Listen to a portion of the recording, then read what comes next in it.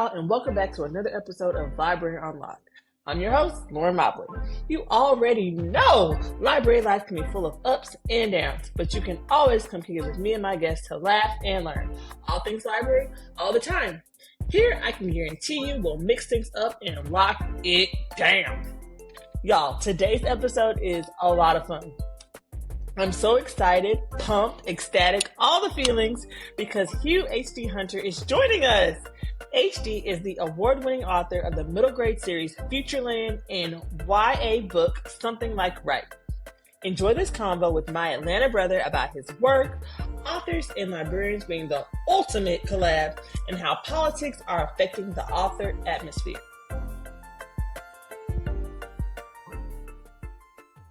Hello, everyone.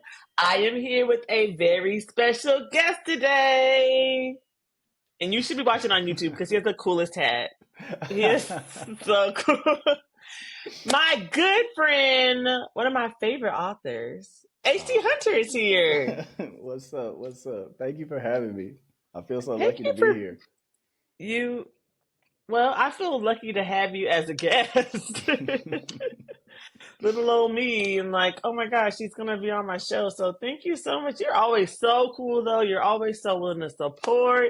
You come through. Look, You're just a great person. First time we met, and you were telling me like, look, if I ask for your help, don't tell me you gonna help me and then not need it. And I'm like, I promise you, I'm gonna show up. That's how I get down. Everybody's not like that. I've been learning. Right. I got you. Crickets in the middle of the night. Yeah, nah, we don't do that around here. Right. We in it for real. So, HD, introduce yourself for our listeners. Yeah. What's up, everybody? I'm Hugh, HD Hunter, kid lit author. I write middle grade and young adult. The author of the Futureland trilogy, Battle for the Park, The Nightmare Hour, and the Architect games. Something Like Right, my debut young adult novel. Really excited about that. Came out in August 2024. And next year in 2025, I will be releasing another young adult novel called A Lake with No Bottom, which is like a YA horror about Lake Lanier. And if you know Lake Lanier, then you know. I ain't even got to go into it. Oh my gosh, yes. I forgot about that, but I saw like the really cool video you posted where it was like a teaser for it, and I was like, oh my God, this is going to be dope. It's going to be so cool, because those of you who aren't in Georgia, honey, Lake Lanier will snatch your soul.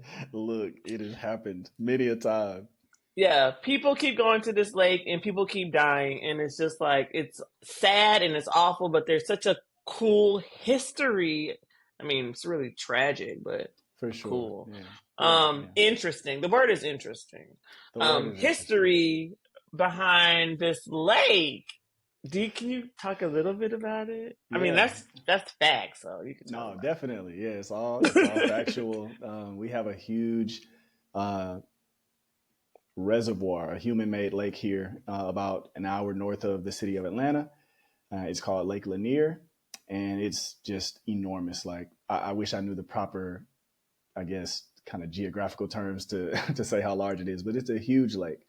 And before it was a lake, the space that it's on, it was actually a town at the turn of the 20th century. It was a town that was populated with mostly Black people, kind of owning their own businesses, living their own lives. As we've seen in so many other towns at the turn of that century, like kind of Reconstruction era, there was some sort of racial tension in the town based on some allegations that went back and forth. And ultimately, all of the Black inhabitants of the town were chased out of town. And so for about 40 years, the town remained vacant. A lot of the dwellings, houses, churches, and things that they left behind as they had to flee for their safety were acquired by this law called adverse possession, which is basically like, oh, if something is not uninhabited for so long, then if you pay the taxes on it, you can have it. And so the white townspeople in the kind of surrounding towns, they came in, they took all the properties, and another, I guess, 40 years after that, the United States Corps the United States Army Corps of Engineers set to task on creating this lake that would be a reservoir that would be the largest sort of source of drinking water for the metro Atlanta area. And so they created this lake with billions of gallons of water where this town used to be, but they didn't take anything out of the town. So the houses are still down there. The cemeteries are still down there. There's all the original things from the town that were lower than 60 feet below the surface of the water are still there. And yeah, there's just so many stories of tragedies happening on Lake Lanier, as well as like kind of weird supernatural things. And a lot of people, especially who grew up here, believe that there's some sort of unsettled spiritual element to Lake Lanier because of its sordid history. So I'm taking that history, obviously trying to be very, careful and respectful in how I handle it. But I've created a young adult novel that kind of leans on that history to tell a story about the town. Right. Okay. Well, now can you just give us like a taste of the book? Just like in a sentence. No spoilers, of course. Just like, yeah. I mean, this is enough to like, we're drawn in. Like, we want to know what's going on, but it's just like, oh my God, what's going to happen? The story follows a kid named Sydney who moves with his family to Forsyth County, Georgia, which is where Lake Lanier is, like I said, about an hour north of Atlanta. Sydney moves to Forsyth, and he doesn't really know anything about the county. He doesn't know about the history. Like many 14-year-old boys, he's trying to do anything he can to impress a girl that he goes to school with, and she invites him out on a trip to Lake Lanier. Genuinely, it's a harmless trip. But when they get her and a few of her friends, they take Sydney out on this boat, and weird things start happening when they get on the water. And Sydney is the only one out of all of the people on the boat who ends up flipping over the side of the boat and falling into the lake. So oh no, he feels like some weird, strange energy, strange presences while he's under there. But another one of the kids ends up diving in and saving him. But for 3 days after Sydney has fallen into the lake, he can't speak. And he's visited upon by these spirits, these sort of dark entities. They're in his bedroom. They're walking next to him at school, and they're all beckoning him to come to the lake. That's the core message. They keep telling him to return to the lake. It gets to the point that he has no other choice. There's no peace to be found in going through his daily routine. So he goes back to the lake, dives back in, and swims as deeply as he can with some scuba gear in order to find the source of the voices. And he ends up finding them. He ends up finding the source of the voices. Oh my gosh. The story kind of takes off from there. So story takes off from there. Jeez. See, ooh, baby, this is going to be a hit. I'm so excited. And it's scary. I think it's scary. And horror is like my favorite genre. So, if you're easy on the horror novels, then it might not be the one for you. But if you like spooky stuff, then oh my gosh. You know what? I like scary stuff. I like scary stuff with you like, God, do I? No, I heard my alarm. But I was like, maybe nobody heard it. That's why I was starting to hear it. I didn't hear it. I like scary stuff. I like scary stuff as long as it's like super, super interesting. Like I can't just get with the gore for no reason. Yeah. Like I need it to be like I'm invested in this. Like like it's a really cool plot or like something that's interesting. This is so interesting. Thank you. Yeah, it's I'm not really into like the gratuitous sort of like body horror and stuff like that. I think it's very artful when other people can do it well, but that's not my writing style. I think it's more of like a psychological thriller. A lot of what Sydney is facing is before he dives under the town and gets to see like, oh wow, this is a real thing. A lot of what he's facing, he thinks is all in his mind. And even after he, gets into the next part of the plot, it's a lot of crises of conscience and sort of thinking about, I live in this town. What is my responsibility to do something about this history that, has been ignored for so long? So, yeah, it is not something hopefully that will keep people up at night afraid, but it'll have a good few frights in Oh well, I mean that's cool too. That's what they're going for. Weak stomachs. That sounds it. so cool. Oh, I'm so excited about this book. And it comes out next year. Next year. Don't have a precise release date yet, but Okay. best believe I will be pushing it out as soon as we get it. Oh, wonderful. And we will fully support you. We're so excited about this. Thank you. But let's see. So, something like Right is such a great book. But you know what? I want to talk about it, but I kind of want to rewind. I want to know your story about like how you became a writer. Like, I think this is so interesting, and tell us how your journey to becoming an author. Yeah. I feel very fortunate to be doing something that I always planned that I would be doing. Um, so many authors are like super multi-talented and they have all these other careers and things that they've done. And I definitely made a few stops before I ended up here. But when I was 9 years old, I was reading poetry in fourth grade, and I was asking my teacher, like, how did the poems in our textbook get inside of our textbook?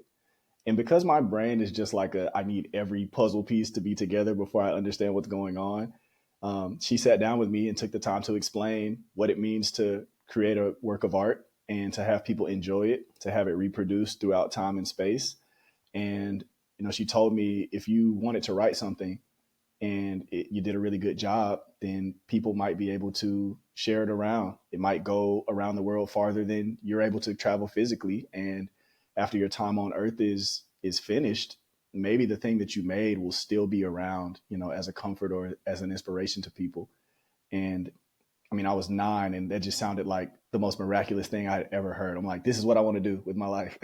So, Oh wow, yeah, I've like you are a always deep been, 9 year old. I, you know, yeah, she was giving me some separate lessons. Right. But yeah, I've always been writing. I did all the typical stuff that, a young kid who likes to write would do. I was on Lit Mag and school newspaper and all that kind of thing. But I kind of took a turn in college. I have an English degree, but I only took one creative writing class. I didn't go to get my MFA, and I just kind of started working a 9 to 5 after I finished school.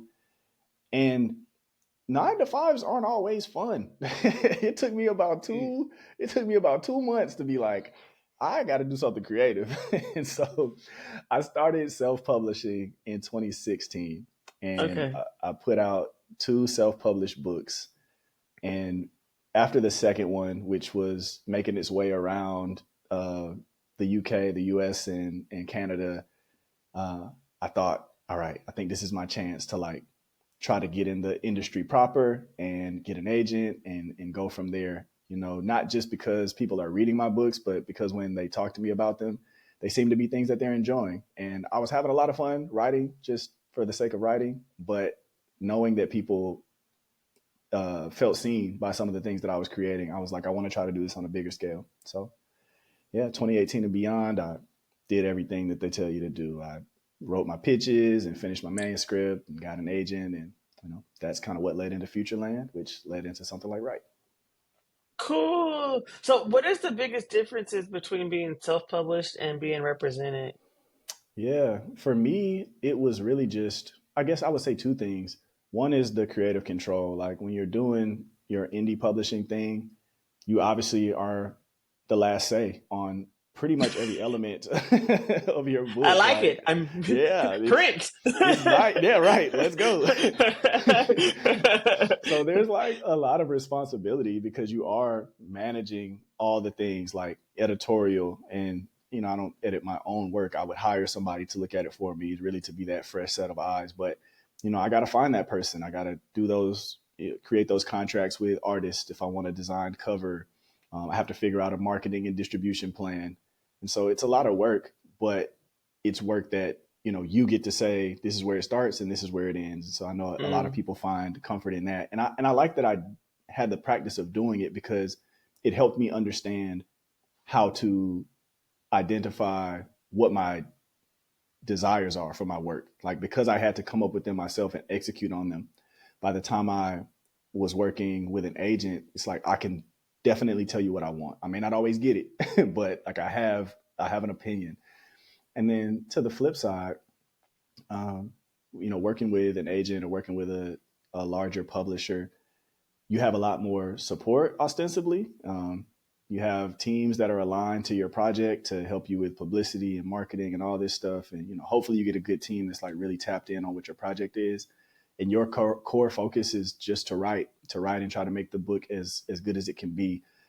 Obviously you still got to kind of hustle on your own. You want to do as much of your own marketing as you can, and, spread the news about what you're doing. But yeah, the infrastructure and kind of the potential for reach is a big difference.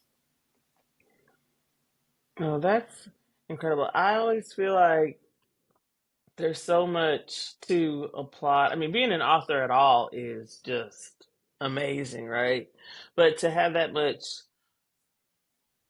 I guess, trust or like faith or like push behind your work to be like, I'm gonna do everything on my own. It's just like you're like, Yeah. I believe in this. I'm gonna be For real. Yeah, I look at people who are doing self-publishing and indie small press publishing like way better than I ever did it a decade ago, just with better ideas, better execution. And I'm like, wow, like y'all are the real MVPs. You know what I mean? Like I was doing it at that time because I didn't know anything about publishing. I didn't know anything about the business of publishing or really how to do these things. So I felt like I could only rely on myself at that stage of my career. But also, I was like, this will be a good opportunity for me to learn. And even now, I have projects that, I haven't announced or talked to anybody about that are done that I think might be better in the indie market that I like want to put out. And I'm like, man, I got to go back and really touch up my skills of like how self-publishing works in 2025, because I know that it's probably changed a lot since the last time I was working on a project like that. So yeah, it's a labor of love for sure. And shout out to the people who like do it themselves and make it just as good, if not better than than big publishing houses do with all the resources that they have. right, but there's also like this whole element of almost gatekeeping that, who makes the decision of like what should get published and what shouldn't, and this whole level of knowledge. Like so many authors may not even know how how to get into this world.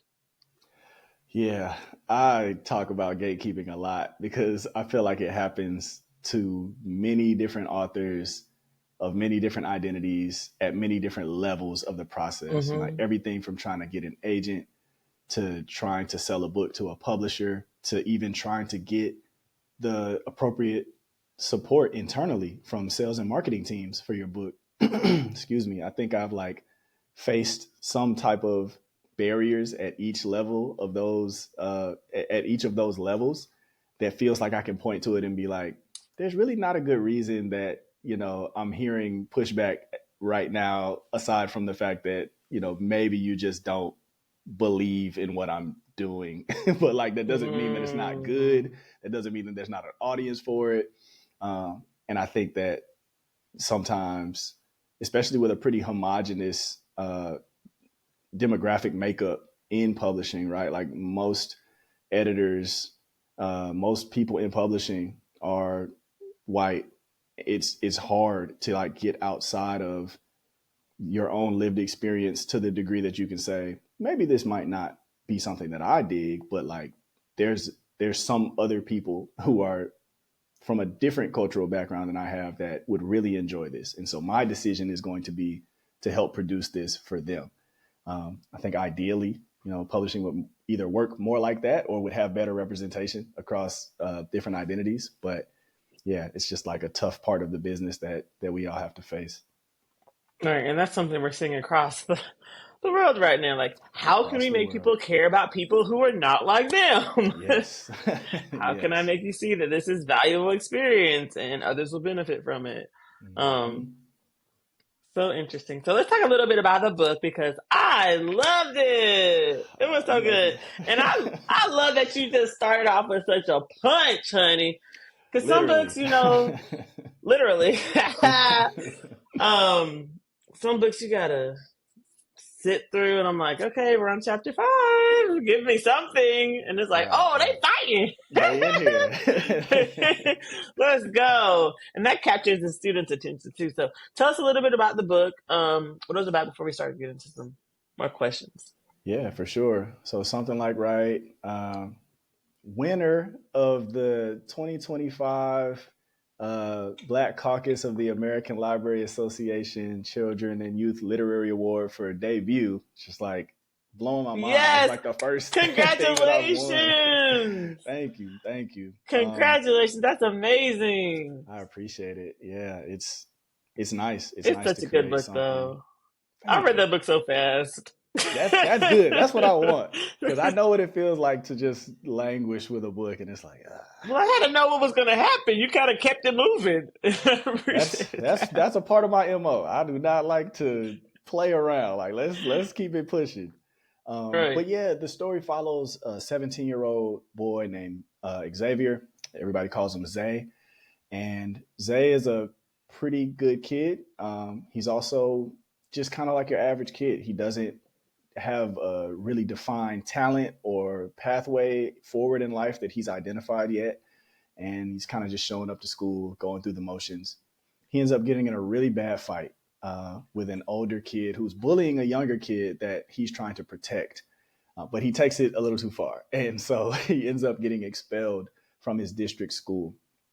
He has to, in order to complete the year and maintain his academic eligibility, he has to transfer to an alternative school for discipline, students who are facing disciplinary actions, because there's multiple types of alternative schools. But he transfers to this school, which is 2 hours away. So he has to leave his home and he has to move in with his aunt in order to attend this school, which he does not want to do. Simultaneously, his father, who has been incarcerated for most of his life, is returning home and trying to kind of re-nest with his mother. And so there's some tension there for Zay, just being like, I feel like so much is happening without me and without my knowledge. But Zay's at alternative school, and he ends up meeting his first crush, a young lady named Faven. Her family's from Eritrea, and she's sort of new to the area.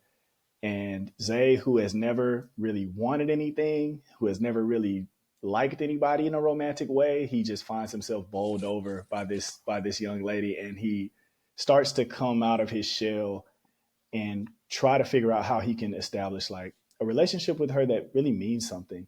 And he's navigating a lot of uncertainty, a lot of insecurity, because his parents haven't shared a household. He doesn't really know how to tell somebody like, I really like you and I would like to get to know you. So he's stumbling a little bit through that process, but they are both completing the rest of their academic year, hoping that they will be able to leave this town, readmit back into their district schools, but also trying to hold the feelings that they have for one another and figure out what to do with them. And so that's the story of the book that kind of takes us on the journey between both of them as a pair, but also individually. It had layers. Like an onion. Like an So onion. yeah, at the beginning when Zay's daddy shows up and he's like, I think this is my dad. Right. This person looks like me, but yeah, like he looks like me. I'm not sure. I was like, oh no. Yeah, we were just as surprised as he was at that point. Yeah. And like you built such a great like tension between them. But I really thought that was, the representation there, because, all of our families look so different. Yes. Mm-hmm. And so to see what it was like for Zay to experience his dad being gone and then coming back into his life and the adjustment, but then his dad coming back and him having to leave, he felt like he was being pushed out. That was a really interesting concept. What made you decide to put this into the story? Yeah. You hit the nail on the head when you talked about how different our families look. And there are several families in the book that, play varying degrees of emphasis to the core story.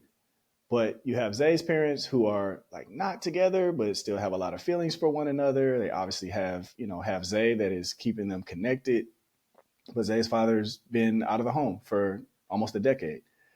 You have Aunt Mel and Smith, who are the aunt and uncle, as it were, that Zay moves in with, who are pretty good in their relationship, pretty stable. They do a lot of bickering back and forth, but that's kind of their love language. But they're not married. They just have more of a domestic partnership. You have Fevin, whose parents are extremely traditional. Her family's very religious. They're very old school. And we see controlling, controlling, and we see how that kind of manifests in the levels of comfort that she has with even trying to get to know Zay. And then we have Kenny, who is being raised by his grandmother, and kind of, more so his friends are kind of like his family. And so I wanted to do this story where everybody has a chance to learn from everybody else. So many of us don't have what is pitched to us as normal, like, oh, you got a 2-parent household with a couple of siblings and everybody lives in the same place. And that I don't really know how or when that started to be like the standard, but most of our lives don't look exactly like that. And so I wanted to put Zay with Kenny, with Faven, with his aunt, with his parents, and just like you look at all these different ways of living and forming family and community, and you can see that there's value in each of them. And there's ways that each of these characters can learn from how another character is doing it. So I wanted to try to represent just the diversity of family in that sense. I really like how you made the characters have flaws. Yeah. So, because without giving any spoilers, I was ready to fight Faison on Zay's behalf. This is like, one of my favorite things to talk about, because I know so many women readers who are like aunties, big sisters, mothers, and they feel like Zay is my family, and they really be like, I was very sick of Faven at the point that I know you're referencing.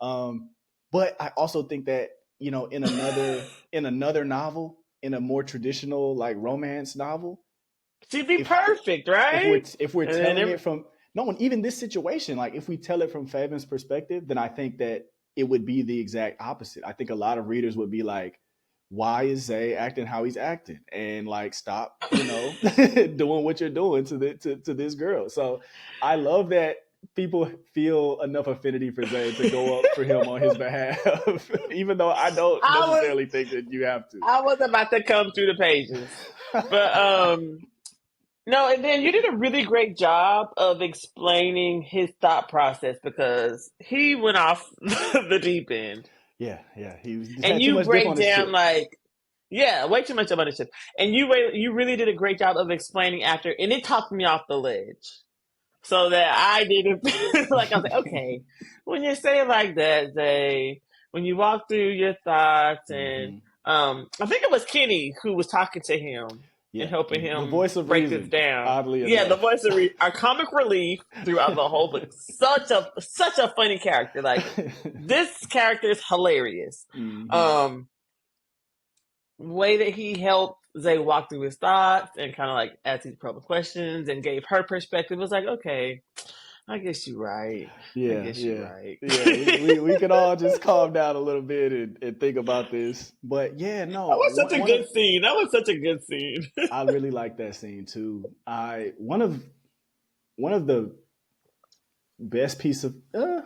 one of my favorite pieces of feedback that I've been getting so far from kids and adults alike is when they tell me like, Zay really sounds like a 17-year-old boy, like for better or for worse, like he sounds completely like he has no idea what's going on when there are times that he shouldn't really know what's going on. He sounds like he has no experience trying to date anybody. He sounds like, a kid who's trying to be very earnest, and sometimes his feelings get hurt. And so I'm just like really happy that we can feel, because he's our narrator, that like, we want the best for him and we want good things to happen to him. But also when we get inside his head, we can be like, you're 17 and you're going to mess things up sometimes because like that's what life is about. But it's also okay. Like it's okay to mess things up. And I enjoyed being in a male perspective for this romance. It's kind of a Ish. romance book. Ish. I have it in my realistic fiction book, but I feel like it's Hmm. romance adjacent. Yeah. With some little, lovey-dovey scenes. Yeah. Yeah. But I enjoyed having the male perspective because every time I read most of the books I read are from a girl perspective, Hmm. and Yeah. so that was refreshing. Yeah. I am just having the time of my life in my career, like writing about these Black boys. Um, and there are a lot of other great writers who are, doing Black boy storytelling, who I really enjoy as well. So I'm happy that we have so many of their books.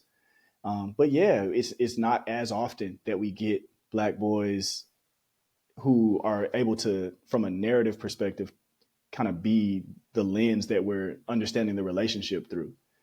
And Mhm. I remember being a 17-year-old boy, and I remember it feeling like if I make a girl mad, then it is my fault. And there's like nothing else to really talk about. Like I've done something wrong and all I need to do is figure out how to apologize and get her to not be mad at me anymore. But like inside, there's a lot of questions sometimes when you're still trying to build out that emotional aspect of yourself. Like, well, why is this something that would upset somebody? And, what if I feel upset? How do I express that appropriately? And how do I solve problems with people? Zay is a little bit aspirational in that I think he's ultimately handling some of these situations like much better than I would have handled them at 17. But I also hope that, he can be somewhat of a model, even though you see him kind of wild out sometimes. You also see that he understands accountability and he wants to try to just make things right, no matter what happens. Yeah, something like right. Something, But something like it. I mean that's the power of books and why I love literature because it puts you in the mindset of the the character so you can Uh, apply those lessons to your own life and kind of take a step back and be like, oh, have I been in this situation? And even if I haven't, if I ever am. if I ever am, um yep.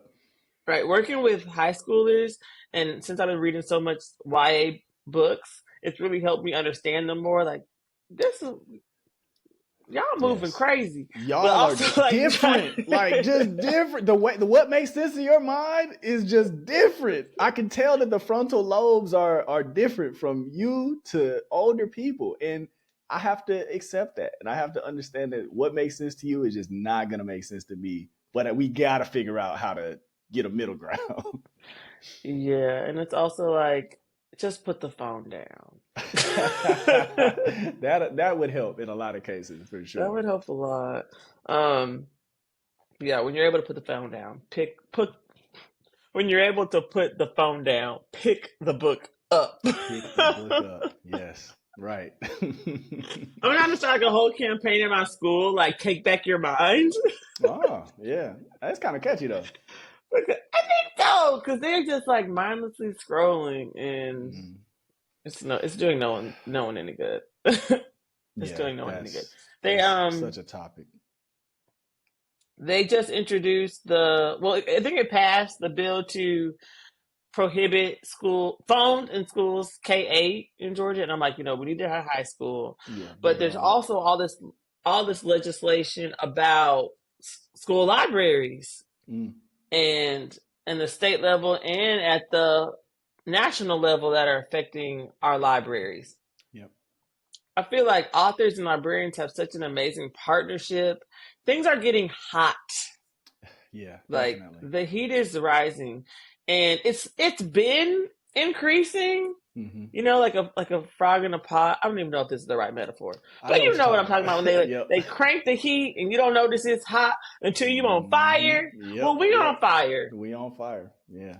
No, And it exactly. almost feels like, what do we do? I don't know what to do. Like we're trying to advocate, we're calling our representatives, and I don't know if we're too far gone or how we can fix this.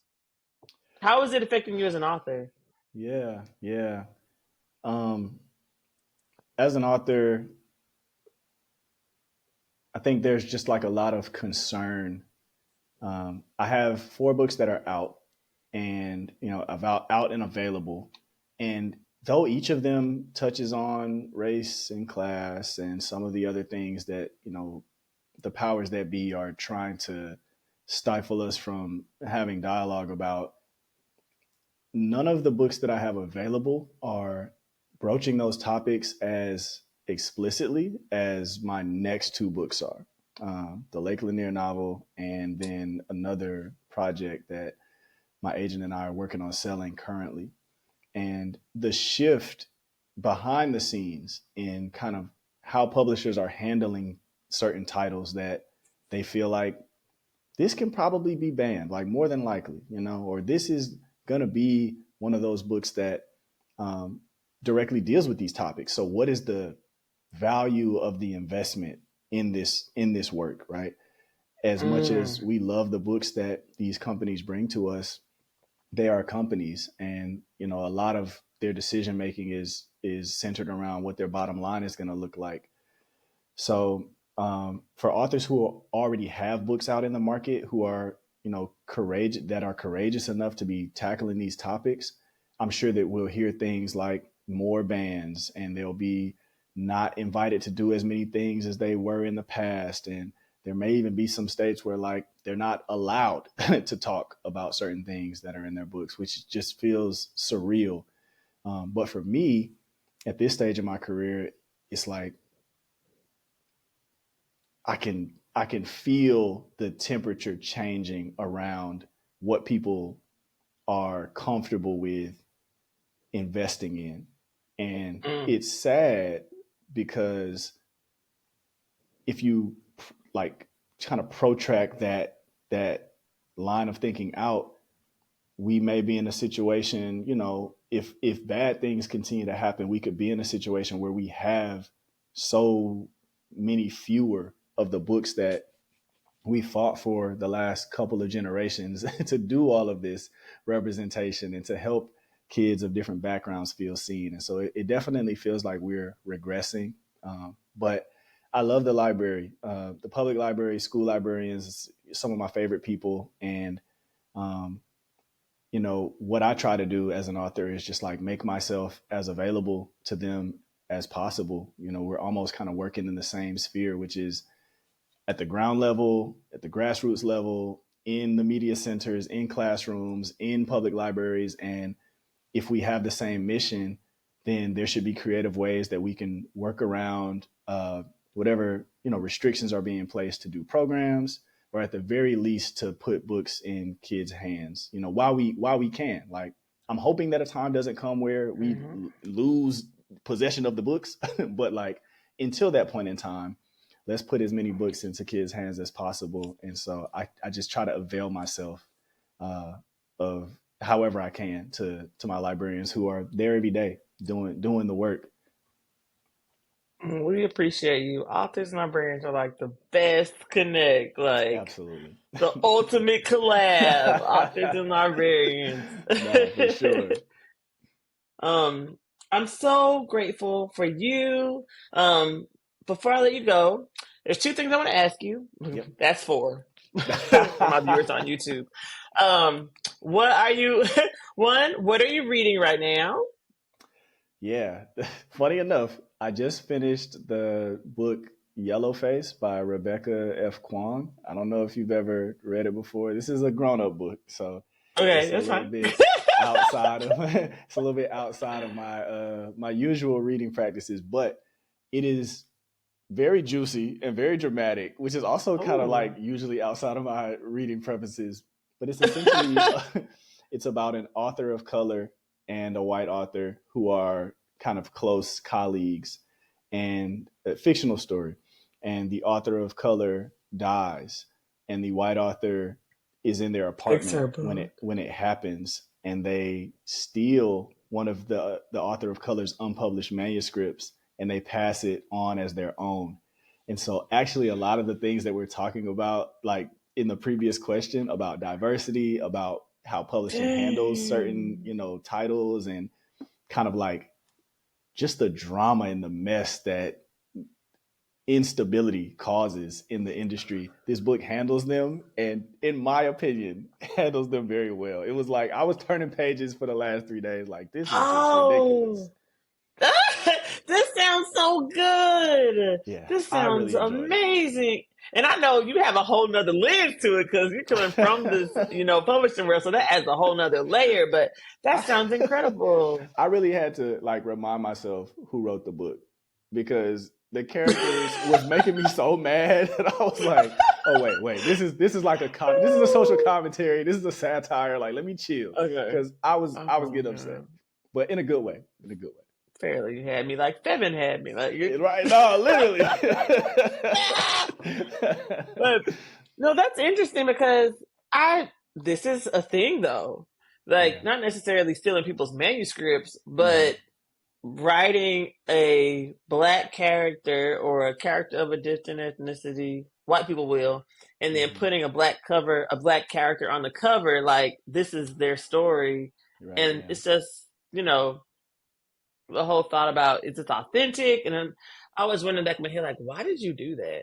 Like, are you trying to promote diversity, but why not just have diverse authors tell their own stories? And I mean, then there's a whole idea of like, can you tell some, like, if I'm a woman? I don't know. It's just. Yeah, it's a complicated question, honestly. I mean, we even, to a certain extent, you even get into like kind of free speech type of things. Like there's even a legal route that you could consider going with it. But my thing is always like, as authors, you can really only control so much. And through the first part of my publishing journey, not always hearing yes to the things that I requested or, having things pan out how I wanted, I learned that the best way to focus my energy is to try to make the best piece of art that I can. Like if I just make really good art, then when it's time for people to discover it, when it's time for it to get an opportunity to do something, it'll be there and it'll be good and people will recognize that. Like I can't force people to give me more marketing money. I can't throw it into readers' hands, but I can make it very good. And so when I think about the question of, writing outside your identity, it's like, did you put the love and the care and the research and the consideration of the climate? Did you read the room? Like, did you really think about what you were doing? And did you try to do this in a way that shows that you have principle? If you did, there will be some backlash no matter what, but you should be able to stand up behind your own work and say like, no, I'm proud of what I did because I know I did it the right way. The issue, as you have kind of named, is that people are not doing this the right way. Like they're doing it for these ulterior motives, and it's never really going over well. So it's like, oh, they need more Black books. I'll write one. Like, that's not what we were talking about. Yeah, that's not what we meant. Right. And that makes me think about Yarita Vijaba and how she talks about cultural responsiveness, and that inspired her to write her books about seeing true identity in the pages and this accurate depiction of Afro-Latinas. So awesome points. And the last thing is, how can our listeners find you and connect with you? Because you're always so nice and helpful. They're going to be blowing you up. Hit me up, man. Hit me up. I'm out here. HD Hunter Books, all one thing, no underscores or anything like that. On Instagram is my social media where I'm most active. And HughHDHunter.com is my website. It's kind of just a good summary of everything that I have to offer, which is there, including the official Something Like Right soundtrack playlist. I have a playlist for the book that I think is like, if you have actually read the book and you hear the order of the songs, then they correspond to like, not necessarily the chapters, but the main beats of the book. So I took a lot of care in making it. I really enjoy making playlists. I think it's very good. I'll make sure you have the link so you can put it in the show notes for anybody who might want to listen. Oh my God. Yes. Check out the playlist, please. Yes, please. Because when we did was it Something Like Right? You did a Zoom, like a premiere, like a little social thing. And the music you had, I was like, this is so good. I was like taking a little picture. Can you zoom in on this? Zooming in on the songs. Yes, Yeah, I but you don't love. know who Lotto is yet, so we'll talk about Okay, I don't even know what you talk about. I do know a lot of. You trying to play me? that. Thank you so much for being on this episode. This is such a treat. I'm so excited for what happens next with your award-winning book Thank you. and for what comes next for your amazing, scary, like Lanier book. And what's the Oh title yeah, of that again? it's called A Lake with No Bottom. I like with no. Oh my gosh, yeah, that's gonna be a hit. I'm so excited. Yeah. Thank you so much again. No, thank you. I really appreciate you having me here. I listen to the podcast. I see when you post about it, so it's cool to finally get a chance to be on here and kick it with you for a little bit. And thank you for making a space for me to talk a little bit more about my work. Like, it's just fun to be able to tell some of these stories that you don't really know unless you hear the author talk about them. So I enjoy talking about them. I appreciate you. You're amazing. Thank you.